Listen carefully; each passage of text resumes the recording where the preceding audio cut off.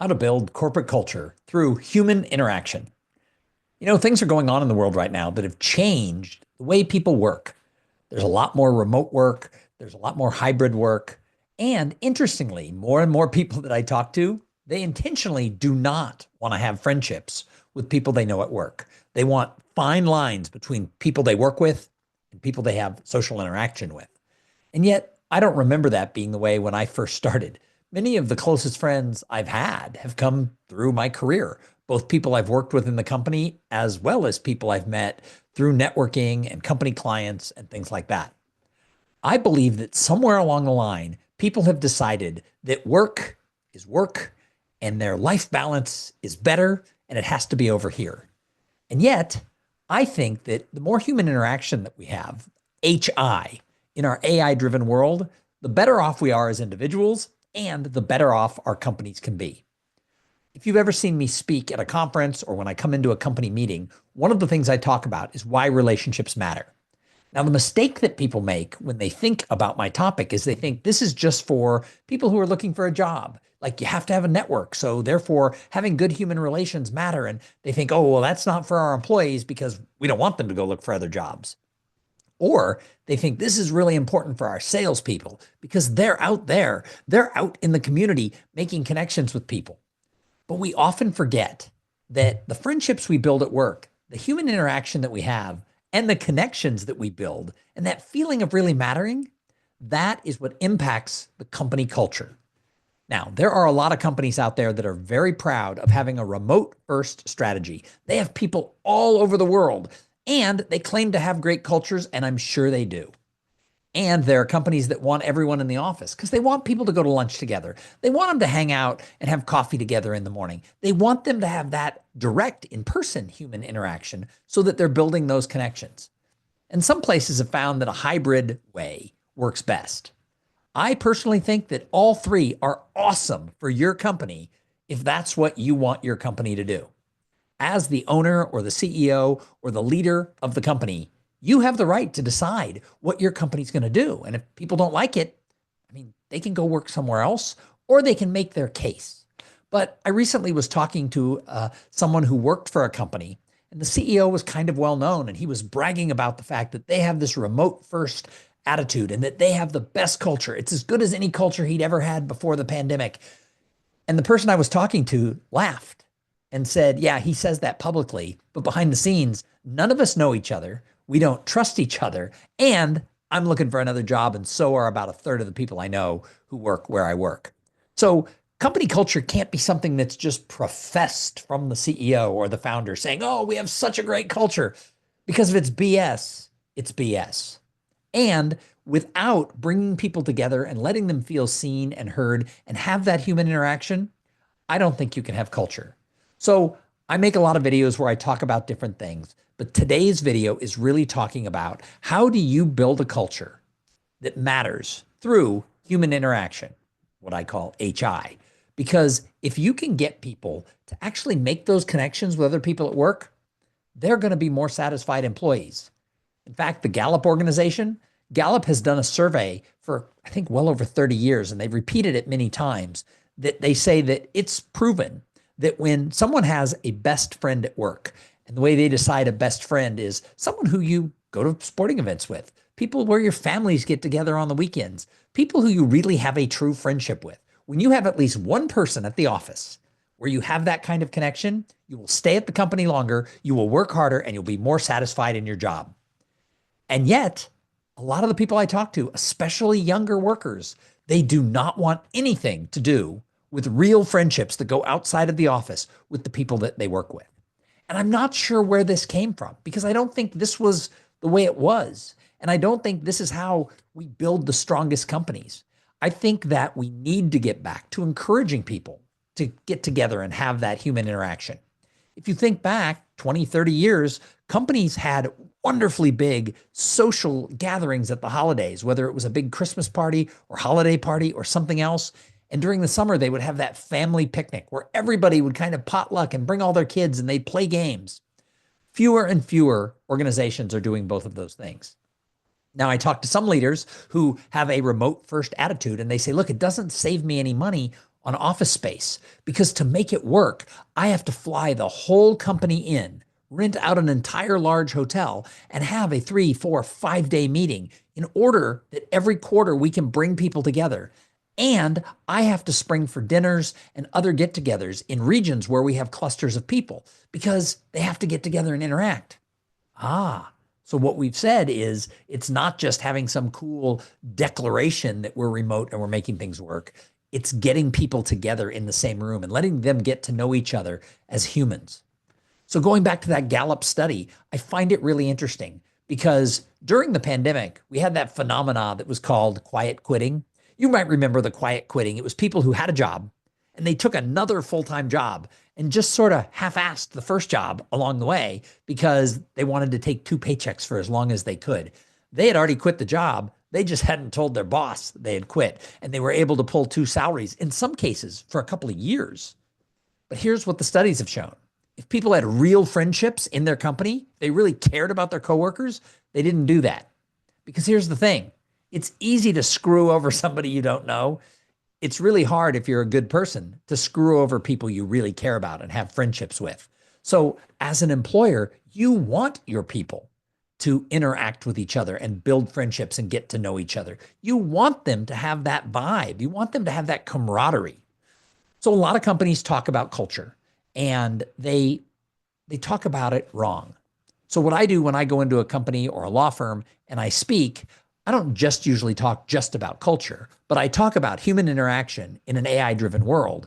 And we talk about it from the standpoint of getting new clients, relating with vendors, relating with customers.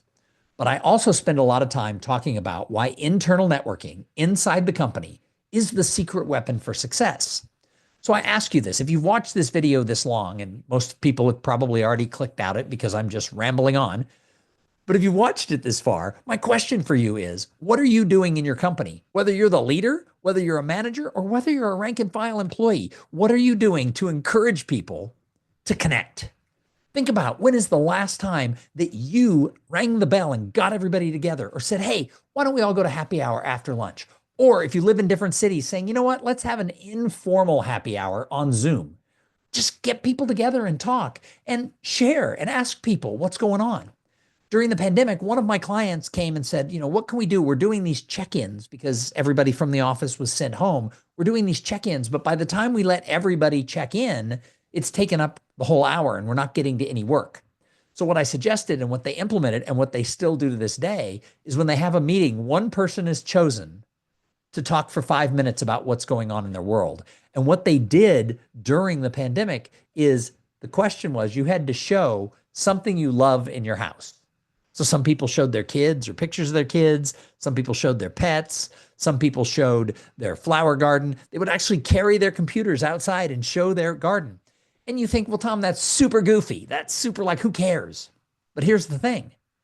When other people saw this who were gardeners or had pets or had kids, they knew just a little bit more about that other person. And then when they would have their next one-on-one call that would come up because they're working on a project, they would be able to start the call by saying, hey, how are your flowers growing? It's gotten really hot already. It's a little early, unseasonably hot. What are you doing to keep your flowers alive, etc. Those types of things lead people to have that better connection. All friendships, all relationships that we have are built through shared experiences. I want you to think for a minute back to college or high school. Who do you keep in touch with today? Who are the people who you still talk to? Is it somebody who you had in one class who once in a while you saw in the hallways and you went, hey, dude? Or is it somebody who you lived in the dorms with, you went on spring break with, you were in a fraternity or a sorority with them, or you played sports with them, or you were in a study group with them? My guess is it's the latter. It's those people you shared experiences with or who you built lifetime friendships. So my question to companies is, what are you doing to get people to share experiences? And in so many cases, they're not. They're not even sharing experiences when they're working on the same project. People are just zooming in and giving their piece of it and zoning out in their minds. So to build a culture where people really care about each other and thus stay longer, work harder, and be more satisfied in their job, you have to encourage human interaction. You have to encourage people to share who they are at the level of their soul. And if you find this weird, and I was talking to someone just the other day who was 26 years old, and he goes, I don't want that. I don't want to know people at work. I don't want them to know about my personal life. And I said, what is so different about your personal life and your social life? And he goes, well, I was just taught to keep them very separate. I'm scared of work people knowing too much about me. Why in the world would someone be scared about another human knowing too much about them? In fact, if you don't build relationships with people at work, they can't bring you opportunities in the future. Myself and so many people who I know, years later, 5, 10, 15 years, have been offered jobs or given other types of opportunities or had business brought to them because of someone they built a relationship with many, many years ago. They shared experiences, they built a relationship, the person got to know them, like them, and trust them. If we're not opening up as humans, if we're not having human interaction, there's no trust. And without trust, there's no opportunity. None of us give opportunities to people we do not trust. You just don't ever say, not one of you who's watching this has ever said, oh my God, that person is untrustworthy. They're a jerk. They're a taker. They're not a good person, but I would like to give them this opportunity. I'd like to hire them onto my team. It never happens. But you've all seen somebody who works on a team, they have good relationships, they move to another company, they come back and they pull 2 or 3 people from the team into a much better job and a much better company. But they didn't take everybody. Why didn't they take everybody? Or why did they pick the 3 that they picked? Well, it's because they had had good positive interaction. They knew them, they liked them, they trusted them, and they knew they would add to the culture at the new company. Not a single person has ever brought anyone into a company who they used to work with who they think would destroy the culture. So what are you doing to make sure as an individual, you're building those connections? But more importantly, if you're running a department or if you're running the company, what are you doing to get people to interact? Now, it's easy to do. You just have to lead by example, which means that you have to have an open door policy if you're the leader. You have to show up at things. You can't lead from your office with the door closed. You have to lead from the middle. I think it was Tom Hopkins, somebody like that many years ago. I'm sorry, Tom Peters, many years ago, who had a book called Leadership by Walking Around. Well, we have gotten into a situation in our society where we need to go back to the 80s and get that book, Leadership by Walking Around, and put it back in the hands of everyone who leads. And sometimes if you are fully remote, you're not leading by walking around, you're leading by zooming around or whatever it is. But if you think you can lead and dictate from afar, it isn't going to happen. So I really believe this is important. I work with companies and I speak at associations about why the human side of business and why building uncommon connections, not just likes, links, shares, and follows, why it matters and why it changes, not just companies, but individuals. When you have better relationships with people, you're going to have so many more opportunities come your way that you're not even going to believe it. And other people are going to be jealous. Oh, she is so lucky someone came and offered her a job. No, years ago, she built a relationship, proved she was a good worker. She built trust. Then they brought them the opportunity. If you reverse engineer people who are getting really good opportunities, it's often because they've built relationships. So if you embrace my idea of HI, human interaction, in the AI-driven world, if you embrace it and say, this guy's not so dumb, I'm going to listen to him. If you do that, I promise you, this is your secret weapon. But it might take 2, 3, 4, 5 years. But if you embrace it and build relationships, treat people well, and look up from your computer once in a while and realize that there's other people. When you're around people, see the people. When you do that, you're going to win. And let's face it, you didn't watch this video for this many minutes if you don't want to win as an individual or as part of a team. So I want you to embrace human interaction. Right now, I want you to close your phone, close your computer, and I want you to find another human. Go for coffee, go for lunch, go for a walk around the lake. Do something where you can share an experience with a person, because if you share a positive experience, you have no idea what that can lead to. You can find out more about what I do as a speaker and a coach at Thom Singer, that's ThomSinger.com. See you on another video.